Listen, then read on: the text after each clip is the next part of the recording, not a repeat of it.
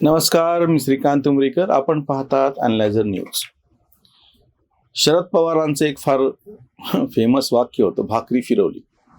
म्हणजे जो कोणी प्रस्थापित उमेदवार असेल त्याला बाजूला करून नवीन कोणाला तरी उमेदवारी देणे म्हणजे भाकरी फिरवणे. दुसरं एक वाक्य असं होतं त्यांचं की नाही मला माहिती नाही, डंगऱ्या बैलाला बाजार दाखवला. म्हणजे जे थकलेला आहे, जो राजकारणी आता काही कामाचा नाही, त्याला घरी बसवायचं आणि त्याच्याऐवजी दुसऱ्याला तिकीट द्यायचं, याचं सरळ म्हणजे डंगऱ्या बैलाला बाजार दाखवला. शरद पवारांबरोबर महाविकास आघाडीच्या नादानं उद्धव ठाकरे जे गेले त्यांच्या मांडीवर जाऊन बसले आणि मला वाटतं काही एक शिक्षण, काही एक त्यांनी गुरुमंत्र पवारांनी दिलेला त्यांनी स्वीकारला काय की.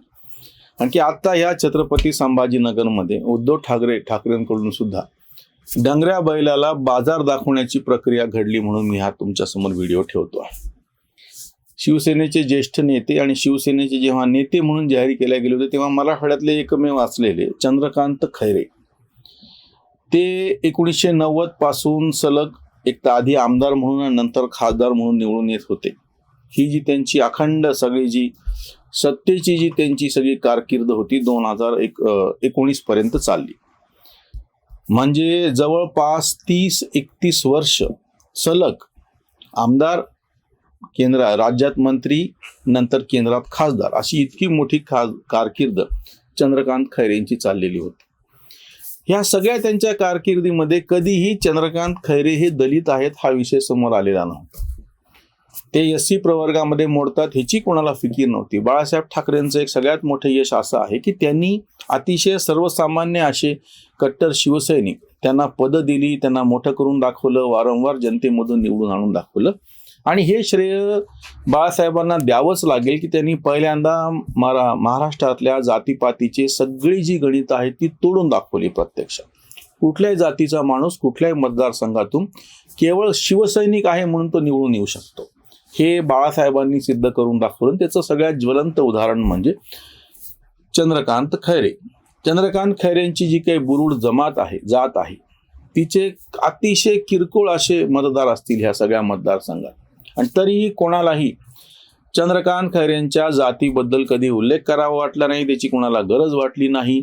लोकांनी भरभरून मतं दिले. आधी आमदार म्हणून, अगदी आम्ही जेव्हा विद्यार्थी होतो अभियांत्रिकी महाविद्यालयात 1990ची विधानसभेची निवडणूक किंवा 89च्या लोकसभेच्या निवडणुकीमध्ये जेव्हा मोरेश्वर सावे शिवसेनेकडून उभे होते, त्यांना चिन्ह नव्हतं भेटलं म्हणून मशाल चिन्ह मिळालं होतं, आणि त्यावेळेस चंद्रकांत खैरे त्यांचा प्रचार करत होते आणि आम्ही आपले त्यांचे कार्यकर्ते म्हणून त्यांच्या मागे फिरत होतो. 90ची गोष्ट तुम्हाला मी सांग. पण या सगळ्या काळात कोणालाही त्यांची जात काढावी वाटली नाही. 2019ला या ठिकाणी इम्तियाज जलीलच्या रूपाने पहिला MIMचा खासदार निवडून आला आणि खैरेंचा अतिशय काठावरती 5,000 मतांनी पराभव झालेला आहे. हर्षवर्धन जाधव तेव्हा उभे होते आणि त्यांना मराठ्यांनी मोठ्या प्रमाणात मतदान केलं. मराठा कार्ड त्यांनी तेव्हा अप्रत्यक्षरित्या कसं खेळलं होतं आणि त्याच्यामुळे खैरेंचा पराभव झाला असं मानलं जातं. नंतर पुढच्या वर्षी परत एकदा चंद्रकांत खैरे हे आता शिवसेनेमध्ये फाटाफूट झाली. हे उद्धव ठाकरेंचे निष्ठावंत, उद्धव ठाकरेंच्या बरोबर ती गेले. चंद्रकांत खैरे उद्धव ठाकरेंच्याकडून उभे राहिले याच छत्रपती संभाजीनगरमध्ये 2024ला. त्यांचे मागच्या वेळेसचे प्रतिस्पर्धी तेच इम्तियाज जलील पुन्हा ह्यावेळेस होते, पण ह्यावेळेस एकनाथ शिंदेच्या शिवसेनेने संदीपान भुमरे पाटील ह्या मराठा उमेदवाराला तिकीट दिलं आणि परत एकदा कट्टर शिवसैनिक अधिक मराठा मतदान या सगळ्याचा हिशोब करून भुमरे पाटील निवडून आले. इम्तियाज जलील 2 नंबरला. आणि आतापर्यंत इतकी वर्ष सातत्यानं पदावरती राहिलेल्या चंद्रकांत खैरेंना 3ऱ्या नंबरवरती जावं लागलं. लोकसभा निवडणुकीतली गोष्ट. खरं तर तेव्हाच जी काही सगळा कल आहे तो ओळखून बाजूला होऊन तरुणांना जागा उपलब्ध करून देणे हे व्हायला पाहिजे होतं. पण खैरेंना काय त्यांच्या मनात आलं माहिती नाही, पण त्यांनी ह्यावेळेस विधानसभेसाठी सुद्धा उमेदवारी मागितली आणि पहिल्यांदाच आजपर्यंत जे कार्ड खैरेंनी कधी खेळलेलं नव्हतं ते जातीचं कार्ड त्यांनी खेळलं. आणि औरंगाबाद पश्चिम हा जो राखीव मतदारसंघ आहे, संजय शिरसाट शिवसेनेचेच आता एकनाथ शिंदेच्या गटामध्ये आहेत, सतत निवडून आलेले आहेत, त्यांच्या त्या जागेवरती उद्धव ठाकरे गटाकडून क्लेम केला. आता उद्धव ठाकरेंची शिवसेना ही बाकीच्या प्रस्थापित पक्षांसारखी कशी झाली आहे बघा, की या ठिकाणी तिकीट मिळावं म्हणून भाजपचे असलेले राजू शिंदे निवडणुकीच्या तोंडावरती उठले आणि उद्धव ठाकरे गटामध्ये गेले, कारण की भाजपकडून तर तिकीट मिळणं शक्य नाही, कारण की ती जागा सुटलेली आहे एकनाथ शिंदेच्या शिवसेनेला. त्याच्यामुळे ती जागाच भाजपला सुटणार नसल्यामुळे आपल्याला तिकीट मिळणार नाही, आणि आपल्याला जर तिकीट पाहिजे असलं तर दुसरा पक्ष घेतल्याशिवाय काही पर्याय नाही. ते त्या पक्षात गेल्याच्या नंतर आम्ही बाहेरून आलेल्यांच्यासाठी सतरंजा उचलायचा का, असं इथल्या स्थानिक, म्हणजे आता मी प्रत्यक्ष जिथून व्हिडिओ करतो आहे तोच तो मतदारसंघ आहे, आम्ही सगळे तिथले मतदार आहोत. तिथल्या कट्टर शिवसैनिकांनी अशी भूमिका घेतली की बाहेरून आलेल्यांसाठी सतरंजा उचलायच्या का. म्हणजे अप्रत्यक्षित त्यांनी चंद्रकांत खैरेंच्या उमेदवारीचं समर्थन केलं होतं. मूळ शिवसेनेचा किंवा आता उद्धव ठाकरेंची जी मशाल आहे ते हाती घेतलेला शिवसैनिक पाहिजे वगैरे वगैरे वगैरे. आता तिकीट जे प्राप्त झालेलं आहे, ज्यांचं नाव जाहीर झाले राजू शिंदे, आता चंद्रकांत खैरेंचं काय होणार. आप तेरा क्या होगा काली, असं जे शोले मधला डायलॉग आहे तसं. खैरे खरं तर इतक्या वर्ष राजकारणात राहिले, 30 वर्ष सलग प्रत्यक्ष पदावरती होते, आधी आमदार आणि नंतर खासदार. अपेक्षा अशी होती की शहरातले जे काही प्रश्न आहेत किंवा एखाद्या काही संस्थांची उभारणी असो, असं काहीतरी व्हायला पाहिजे. पण शिवसेनेचं सगळं राजकारण म्हणजे असं निव्वळ रस्त्यावरचं राजकारण राहिलेलं आहे. जसं एक वेळ आपण कौतुक करायचो, आम्ही पण विद्यार्थी असताना कौतुक करायचो, पण काही काळ गेल्याच्या नंतर जे राजकारण प्रगल्भ व्हायला पाहिजे असं म्हणतात तसं न होता ते रस्त्यावरच राहिलं.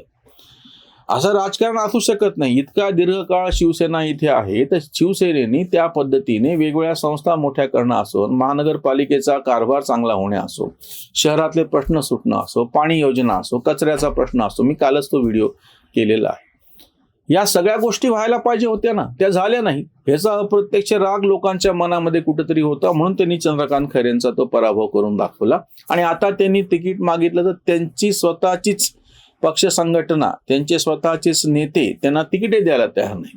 एक तर वय त्यांच्या बाजूनं नाही, दुसरी गोष्ट निवडून येण्याची खात्री नाही, आणि त्याहीपेक्षा सगळ्यात महत्वाची गोष्ट म्हणजे आता शिवसेना उद्धव बाळासाहेब ठाकरे शिवबाठामध्ये सुद्धा डंगऱ्या बैलांना बाजार दाखवला जातो, हे एकदा किंवा भाकरी फिरवली जाते बाकीच्या पक्षासारखं सुरू झाल्याच्या नंतर मग आता खैरे सारख्यांनी काय करायचं. शिवसेनेची आता बोंब अशी होऊन बसलेली आहे की शिवसेना फुटल्याच्या नंतर याच ठिकाणी बाण पाहिजे का खान पाहिजे असा प्रचार तुम्ही केलेला होता. हे 2 मतदारसंघ असे आहेत, विशेषतः आमच्या मराठवाड्यामध्ये, माझा मूळचा परभणी आणि आता छत्रपती संभाजीनगर, ज्या ठिकाणी शिवसेना वाढली. आणि त्याचं सगळ्यात महत्वाचं कारण होतं की मुस्लिम लोकसंख्या जास्त आहे इथे, म्हणून त्याच्यावरती प्रतिक्रिया म्हणून हे सगळं होत होतं. याचा सगळा फायदा एका बाजूंनी खैरे सारख्यांनी घेतला. आणि नंतर जेव्हा आता ज्या पद्धतीचं हे राजकारण आता सुरू झालेलं आहे, उद्धव ठाकरे जेव्हा महाविकास आघाडीमध्ये गेले आणि पवारांच्या मांडीवर बसून मुख्यमंत्री झाले, त्याच्यानंतर पहिल्यांदाच चंद्रकांत खैरे सारख्या कट्टर शिवसैनिकाची गोची ही झाली की जे राजकारण त्यांनी सगळं केलेलं होतं, ज्याच्या विरोधामध्ये ते सगळं राजकारण केलं होतं, ते सगळे मुस्लिम उमेदवार त्यांच्या गळ्यात गळा घालायची आता वेळ आल्याच्या नंतर तुमचा जो म्हणून कट्टर मतदार आहे तो तुमच्या बाजूने राहील कसा. आणि आता तुमच्या पक्षामध्ये जर असे राजू शिंदे सारखे बाहेरून आलेले उमेदवार, त्यांना जर तुम्हाला तिकीट द्यावं लागत असेल, कारण कुठले असोत, मग जर अशी परिस्थिती असेल तर जे कोणी निष्ठावान तुमच्याकडचे असतील, मग ती बाकीच्या पक्षासारखीच परिस्थिती झाली नाही. शिवसेना हा पक्षच मुळात का तयार झालेला होता की प्रस्थापित सगळे पक्ष, त्यांची सगळी रचना ह्याच्यापेक्षा काहीतरी वेगळे. पण खरं तर सगळे जे लोक आम आदमी पक्षाचं कौतुक करतात ना, ती एक फार मोठी संधी स्वतः शिवसेनेलाच होती. बाळासाहेब ठाकरेंनी जे नवीन पण सगळं आणलं होतं, नवं रक्त सगळं आणलं होतं, तरुण पोरं हातामध्ये शिवसेनेचा भगवा घेऊन ज्या पद्धतीनं रस्त्यावरती उतरायची, सर्वसामान्य लोकांची कामं करायची, आणि ह्या सगळ्या ज्या गोष्टी घडायच्या, मी 1987, 88, 89, 90 हे सुरुवातीचे 4-5 वर्षाचं उदाहरण सांगतो. अगदी आम्ही स्वतः जेव्हा विद्यार्थी होतो ते सगळं निघून गेलं. तेव्हा सगळे असलेले हे तरुण नेते आता हे वयस्कर झाले. 40 वर्षाचा प्रचंड मोठा काल, 35 वर्षाचा सगळं एवढा मोठा कालावधी त्याच्या सगळ्यातून निघून गेला. आता दुसरीचा जो टप्पा यायला पाहिजे, त्यांचं राजकारण गंभीरतेनं व्हायला पाहिजे, संस्थात्मक पातळीवरची उभारणी व्हायला पाहिजे, नवीन नेतृत्व घडलं पाहिजे, असं काहीच झालेलं नाहीये. आणि ह्या सगळ्या काळामध्ये भाजप वाढून बसलं. भाजपच्या आता ह्या शहरामधल्या 4 पैकी 2, म्हणजे फुलंब्रीचा काही भाग खरं तर शहरामध्येच येतो, 4 पैकी 2 आमदार भाजपचे आहेत शहरामध्ये, जेव्हा की भाजपचं अस्तित्व सुरुवातीच्या काळात काहीच नव्हतं फारसं. त्यांनी एक संस्थात्मक पातळीवरती उभारणी करून दाखवली सगळी. आणि त्या तुलनेमध्ये शिवसेनेनी 40 वर्षाच्या एवढ्या मोठ्या कालखंडामध्ये इथे काहीच फारसं घडू दिलं नाही. याचा तोटा आता असा होतोय 35 वर्षाच्या या सगळ्या कालखंडामध्ये तुम्हाला बाहेरून आलेल्या राजू शिंदे सारख्या उमेदवाराला उमेदवारी द्यावं लागते. तुमच्याकडे जुना म्हणजे काय म्हणता त्यांच्याच भाषेत सांगायचं तर डंगरे बैल, त्यांनी मागितली तरी उमेदवारी देता येत नाही आणि नवीन तुलनेनं माणसं नाहीत. दुसरा एक उमेदवार दिलेला आहे किशनचंद तनवाणी. आता इथलीच गोष्ट आहे, ते कुठे होते, नंतर कुठल्या पक्षात गेले, आता परत कुठे आले. म्हणजे तुम्हाला पण हे सगळे तिकीट पैसे देऊन वाटायचेत का? तुम्ही शिवसैनिक किंवा निष्ठावंत हरायला बाजूला, म्हणजे शिवसेनेच्या उद्धव बाळासाहेब ठाकरे गटाने दोन्ही तिकीट बाहेरून आलेल्या उमेदवाराला द्यावे लागत असतील शहरामध्ये, तर ह्याच्यातून संदेश काय घ्यायचा नेमका? सर्वसामान्य त्यांच्याच मतदाराने खैरेंच्या रूपाने निष्ठावंत असलेल्या पण आता डंगरा बैल झालेल्या एका नेत्याला तुम्ही बाजूला ठेवलं, असं जे चित्र समोर आलेलं आहे.